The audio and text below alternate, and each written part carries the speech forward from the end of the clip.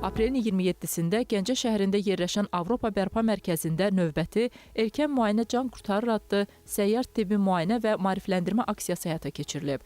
Aksiya Fərqindəlik layihəsinin təşkilatçılığı, Paşa Holding, Səhiyyə Nazirliyi və All Medical şirkətinin dəstəyi ilə baş tutub. Aksiyamıza oktyabr ayından başlamışıq. Yanvar ayından etibarən səyyar müayinələrimiz başlayıb.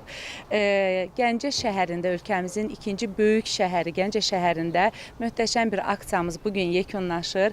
Təəssüf hissi ilə demək istəyirəm ki, sonuncu rayonumuzda, amma niyyətimiz, istəyimiz, hədəfimiz odur ki, davam etsin. Çünki çoxlu tələbat var. Diabet xəstəliyi ilə, müayinə ilə bağlı. Erkən müayinə can qurtarır aksiyası özü-özlüyündə cəmiyyətə, dünyaya, hər bir ailəyə, hər bir işə sağlam vətəndaş belə deyək, tanıtmaq, yenidən bu insanları xəstəlikləri ilə mübarizə aparmaq üçün aparılan bir aksiyadır ki, böyük hədəflər əldə etmişik.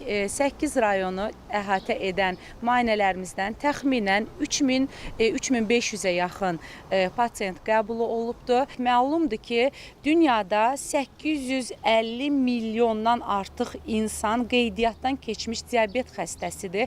Ölkəmizdə bu rəqəm ölkə əhalisinin 10%-ni təşkil edir. Bu rəsmi qeydiyyatda. Amma biz müayinələrimiz zamanı gördük və şahidi olduq ki, sən demə, diabet xəstəsi olduğundan xəbərsiz olan yüzlərlə insan var ki, bu da onların gələcək həyatlarında həm səhiyyəmizə, həm öz aktiv həyatlarında mənfi bir təsir göstərən amildir ki, Erkən Müayinə Can Qurtarır aksiyası bu istiqamətlə davam etmək niyyətindədir.